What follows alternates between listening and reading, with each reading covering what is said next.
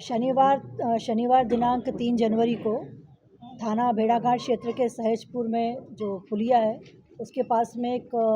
मृत अवस्था में व्यक्ति के मिलने की सूचना प्राप्त हुई थी। इस सूचना पर भेड़ाघाट थाने से पुलिस ने वहां पर रिस्पॉन्ड किया और मौके पर पाया कि एक व्यक्ति का शव रक्त रंजित अवस्था में नीचे सड़क पर पड़ा हुआ है और वहां पर ऐसा देख के लगा कि काफ़ी मृतक के शरीर पर चाकुओं से काफ़ी तेज़ घाव किए हुए हैं और वह मर्डर की घटना है। चूँकि एक ब्लाइंड मर्डर था और घटना बड़ी गंभीर थी, दोपहर की घटना थी, इसलिए पुलिस अधीक्षक महोदय के निर्देशन पे क्राइम ब्रांच और थाना भेड़ाघाट के लिए एक संयुक्त दल का गठन किया गया तत्काल और उनके द्वारा आसपास के पूरे एरिया में सीसीटीवी फुटेज के आधार पर बहुत सख्ती से, बहुत सक्रियता से प्रयास किए जाकर साक्ष्य एकत्रित किए गए और ये जानकारी मिली कि उसमें जो गाड़ी में जो व्यक्ति बैठा हुआ था जिसकी डेड बॉडी सड़क पर मिली थी वह उस वाहन का चालक था और वह एक दिन पहले अपने घर से निकला था। कुछ ही समय में उस व्यक्ति की पहचान, उस मृतक की पहचान महेंद्र उर्फ अभिषेक साहू के रूप में हुई, जो कि पास के गांव का रहने वाला था और उसके परिजन भी तत्काल मौके पर पहुंच गए थे। क्योंकि उस समय घटना का कारण पता नहीं था, इसलिए घटना को काफ़ी गंभीरता से लिया गया और आसपास के क्षेत्र से पतारसी के प्रयास किए गए और सीसीटीवी फुटेजेस और आसपास का जो भी साक्ष्य मिला, परिस्थितिजनक साक्ष्य मिले और लोगों से पूछताछ की गई, उसके आधार पर ये जानकारी मिली कि उसी दिन सवेरे सहेजपुर गांव के रहने वाले एक व्यक्ति से उनका विवाद हुआ था और बाद में उस विवाद के परिणाम स्वरूप जो विवाद जिसके साथ हुआ था सौरभ, वो अपने गांव के अन्य मित्रों के साथ मिला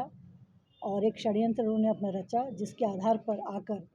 दोपहर में करीबन 12:30 के आसपास 6 या 7 लोगों ने मिलकर महेंद्र उर्फ अभिषेक की चाकू से गोदकर हत्या करी।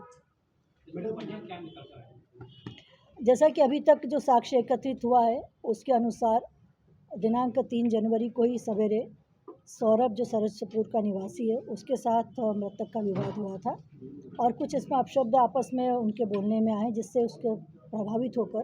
वो अपने मित्रों से मिला और 6 अन्य मित्रों को लेकर आया और बाद में इस घटना को अंजाम दिया। सभी आरोपी गिरफ्तार कर लिए? इसमें सभी आरोपी बहुत जल्दी पहचान करके पुलिस ने अपने अभिरक्षा में ले लिए हैं और इनसे जो उन्होंने आला जरब इस्तेमाल किया था चाकू, उसकी जब्ती भी इनसे की जा रही है और पूछताछ के बाद जो भी इनके साथ संबंधित साक्ष्य था और भौतिक साक्ष्य एकत्रित किया जा रहा है। सभी आरोपी अभिरक्षा में। इसमें से अभी तक 2 व्यक्तियों के सामान्य अपराध मिले हैं, एक का मारपीट का अपराध मिला है नकुल का और नितिन का भी एक 327 के अंतर्गत एक जो अपराध है थाने पर पंजीबद्ध हुआ था, उसकी जानकारी मिली है। इसमें पूर्व के विवाद की तो अभी तक कोई ऐसी जानकारी नहीं मिली है।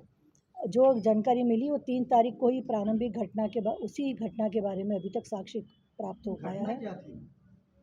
घटना जैसे कि मैंने आपको बताया कि सवेरे सौरभ के साथ विवाद हुआ था मृतक का और वह जो कारण रहा होगा शराब के नशे में जो भी आपस में इनका वार्तालाप हुआ, आप शब्द बोले, उसी से फिर प्रभावित होकर इसने अपने अन्य मित्रों को ये बताया कि भाई मुझे सवेरे अभिषेक ने इस प्रकार की गाली गलौज की है और उसके बाद इनके जो पॉलिसी बनी, जो भी इन्होंने योजना बनाई, तो उसके तहत ये क्रियान्वित हुआ। मैडम, जानकारी ये भी थी कि उसकी गाड़ी खराब थी रात से। मृतक के पिता और भाई ने ये जानकारी दी थी कि एक दिन पहले वो बोल के निकला था कि मैं उज्जैन जा रहा हूँ सवारी लेकर और उसके बाद उनकी गाड़ी वहाँ पर ख़राब हो गई थी, ये बात सही है। और उसके बाद और क्या स्थितियाँ निर्मित हुई जिसका परिणाम इतना भयानक हुआ, ये अभी तक पूछताछ में और जानकारी प्राप्त करने का प्रयास किया जाएगा। इसके साथ कोई लूट भी हुई? नहीं, लूट की घटना का अभी तक इस संबंध में कोई जानकारी नहीं, इसके बारे में अभी तक कोई साक्ष्य प्राप्त नहीं हुआ।